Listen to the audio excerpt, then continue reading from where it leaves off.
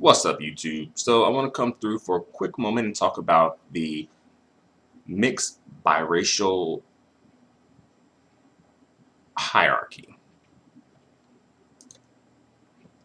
And this is pretty much a hierarchy that is based on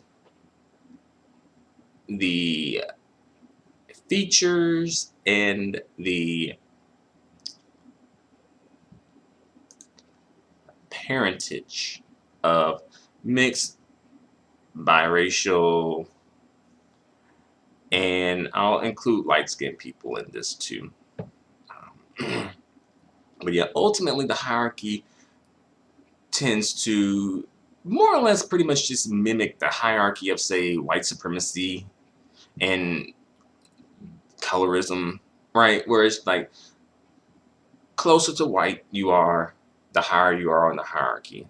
The further away you are from whiteness, the lower you are on the hierarchy, right? Kind of like the more ambiguous you are, the higher you are. The less ambiguous you are, the lower you are on the hierarchy. But I'll say, like, when it comes to this hierarchy, I say that biracial folk are on the top. Biracial folks would be, for me in this particular video, would be first generational mix. People who are mixed within the first generation where they have a black parent and a non-black parent, probably a white parent most likely. And for this particular video, where I'm coming from with this perspective is from the black perspective. So it's going to be more so like the mixture includes blackness, right? And probably just whiteness too. But I feel like other mixes could be considered because I think that may fall into it too. So I'll say, obviously the mixtures with black and white would be at the top, while the mixtures that are black and non-black would be kind of like below that, right? Um, also, people who are multi-generational mixed, what I say, I would think that they probably would be second on the hierarchy, perhaps, who are multi-generational mixed, and they have some sort of a visible,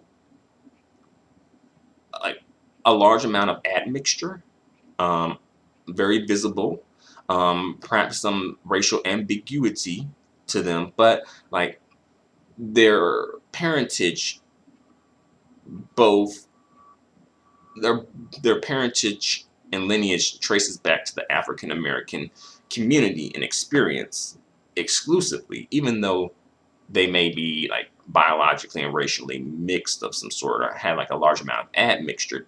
Ultimately, it traces back to the African American experience. So because of that, they kind of rank a little lower on the hierarchy, right?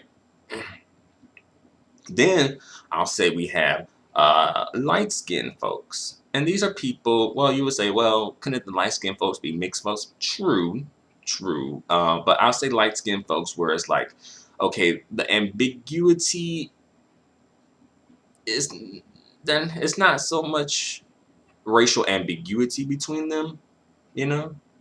But they have lighter skin and perhaps maybe a certain hair texture, um, eye color perhaps, but the facial features would lead you to believe that they are black. Even though they're light skinned, they have, probably like strong Afrocoid facial features, right?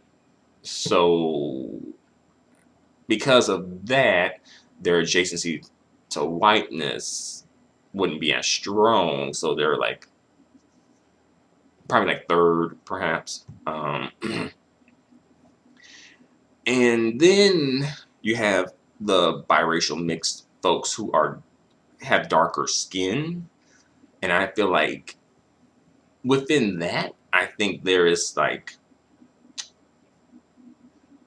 some low-key colorism and just like discrimination that is often not talked about, where it's like, oh, people have an idea of what mixed is, right? It's predicated on having a certain skin tone, usually a light skin tone, when it comes to, what black people view as mixed, right? Light skin tone, a certain hair texture, usually a looser hair texture, perhaps a eye color of some sort, some sort of a exotic eye color, right? Then facial features that are not, uh, not extremely Afropoid, right? And that is kind of like what mixedness and biracialness is predicated on, right? So when you're dark skinned and mixed, then it's almost like, does it count? But I feel like it can count if you look a certain way, because you could be like a dark skin, like exotical, right? And it could count, right? But I feel like they tend to be at the bottom of the hierarchy. I feel like that tends to be the mix that isn't as valued as much, or value isn't placed on that as much, right? And people aren't running to claim them as part of the mixed community, if you get what I'm saying. I think an example of this probably, perhaps, maybe Tiffany Haddish would be an example of this. Um, Tiger Woods would be an example of this also. um, Tiffany Haddish seems to be going down the black road, while Tiger Woods seems to be going down the multiracial road, right? You know, whatever is clever for them, right? Because we know Tiffany Haddish is more clever for her to be the black one, right?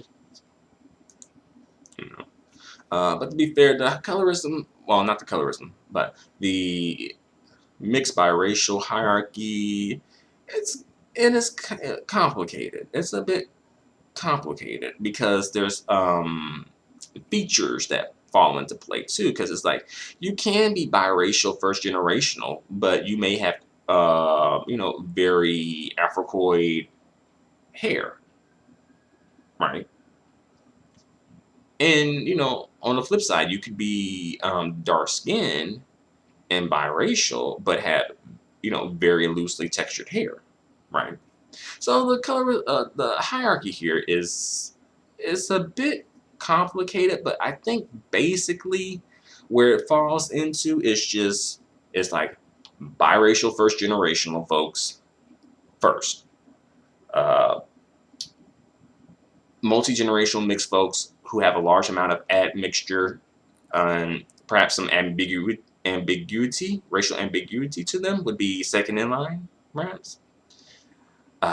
Third would be the light-skinned folks who lack racial ambiguity. Then last would be the dark-skinned mixed folks, and perhaps maybe the dark-skinned exotical folks who may not be mixed per se. Like, they may not be like first-generational mixed, right? I'll say like the dark-skinned mixed folks who are first generational would be fourth, and I would say the dark-skinned mixed folks who are multi-generational would be last. Yeah. And this is debatable. This isn't etched in stone, right? But just something to put out there, that ultimately I do see this hierarchy playing out when it comes to mixed people. I've